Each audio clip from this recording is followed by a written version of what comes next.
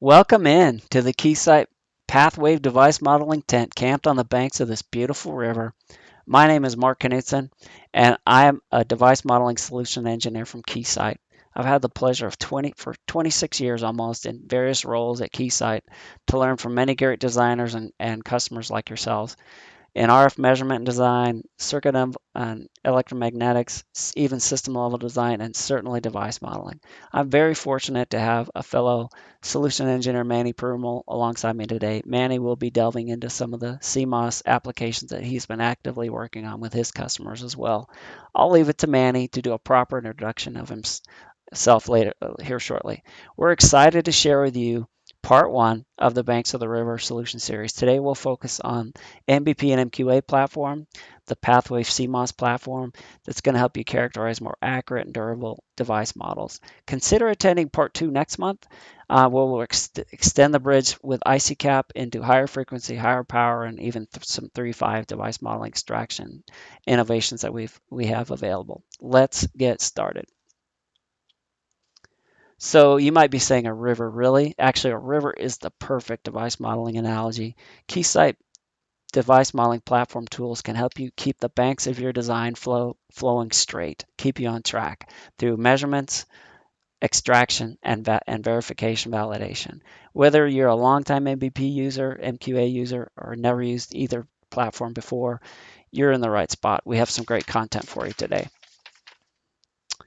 Uh, your time is very valuable, so we want to distill things down into these what, why, and how questions. What is unique about these platforms? What has been added that is innovative that's going to help you do your job faster, better, more accurate? And how to extract more predictive and durable models.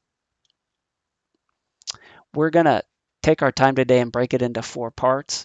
We're going to take a view from the bank, so a top level view of the trends of what's going on and where our tools play from the Keysight Pathways platform. And we're going to look at MBP, a deeper dive at MBP on device modeling extraction. We'll look at the essentials. What is unique about the platform from others? What, in terms of what's been added to the tool, what is innovative? And then we'll take a deeper dive in these three application areas: reliability aging, statistical variation, and lib tweaking. On the MQA side, on the quality assessment of the modeling or your libraries, we're going to take a similar recipe. We'll look at what is unique about the tool and the essentials and what's been added to the platform that's innovative. And then we'll delve deeper into these application areas: large signal quality assessment, library assessment, model assessment, data filter tool that's been added for handling large wafer data, and the project template. So, and then we'll end up with, okay, great, now what? What do I do with this? How can I get going with your tools? And we'll leave some time for questions. So first off, let's take a view from the banks. We're in this great tent, smell the crisp, clean air by the river. Let's take a bigger look at where things are going in device modeling. Certainly, there's the obvious that you guys are seeing every day: the global chip shortages, big data demands, and new technology. But in terms of CMOS technology from a device modeling engineer standpoint, these are the three areas that we're seeing traction on. There's a transition from FinFETs to gate-all-around topologies. This is courtesy of Samsung. Samsung claimed recently that's one of their game changers. In terms of device reliability, aging and validation, or variation, I should say, statistical variation is key to creating more durable designs. We'll look at how our platforms can help you today with that. And the third area would be cryo CMOS used for quantum applications. That is driving a lot of our customer design work and device modeling work these days. The only constant is more models. I hear that from most of the customers that I work with every day, and it's very typical to be asked, like on a BSIM4 model, do I have to tune all the 200 parameters? And you'll be glad to hear that it's just about 30% of that core model. Everything else on this cloud around, like VTH, temperature dependence, self-heating, noise, those are environmental real-world challenges, and smoothing the data is what also needs to be addressed. But only about 30% of those core models need to be tweaked. Rest assured that Keysight PathWave device team in our product platforms that we're going to show you today, and also we offer various services and knowledge transfer abilities to get you going fast. If you need a bootstrap on any of these areas, we have a lot of experience to help you bring to bear. In terms of looking at a big picture where the tools play, we definitely will focus on MBP and MQA. But in terms of model extraction, the part 2 where we look at ICCAP, there is some overlap you'll see on CMOS and silicon, but where MBP is distinctive is definitely on the SOI, FinFET technologies. ICCAP, we will look at some 3.5s and high power and other devices. So come back for part 2. On MQA, we'll do models from both MBP and MQA, and we'll look at kinks and different issues, and compare model to model and device to device, and even foundry to foundry. So it's a very useful tool on a broader range for QA.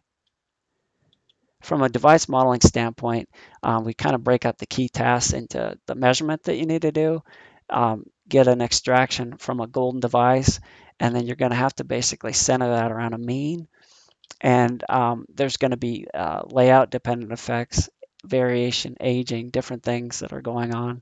And you're going to have build a statistical model of that locally, device to device, or globally, dot to dot, wafer to wafer, different effects.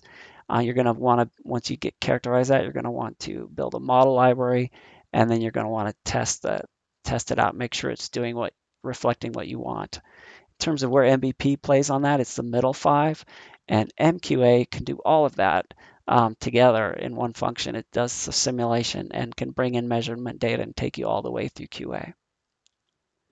So in terms of MBP essentials, what is unique about the tool? Let's take a look at a quick summary on what you need to know if you've never used this tool before, or maybe you've missed something. Just the internal SPICE engine in MBP is worth its weight in gold. It increases your productivity, can handle a lot of different models, and it's kept up to date with the latest models. You can easily tune parameters. We'll show that. We handle all the latest CMC models, and the extraction flow expertise is built in there into the packages. You can tweak, parse, and optimize an entire model library if you want. You can customize with scripts. Recentering, you can just even import Excel targets. You can do statistical varying. We will look at that today. There's local statistical and global statistical variation. We will look at that, and we'll also look at reliability and aging. That's very in demand and hot today. All of those things can be done in MBP. There's some reference libraries I encourage you to check out for more details. If you break down the user interface, it's a one-stop dashboard. There's the device panel. There is the page panel where you bring in your different measurement tests or intermediate variables like VTH.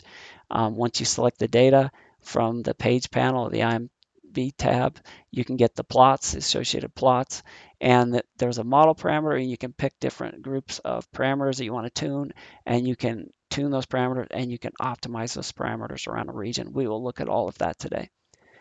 Let's take a look at a demo.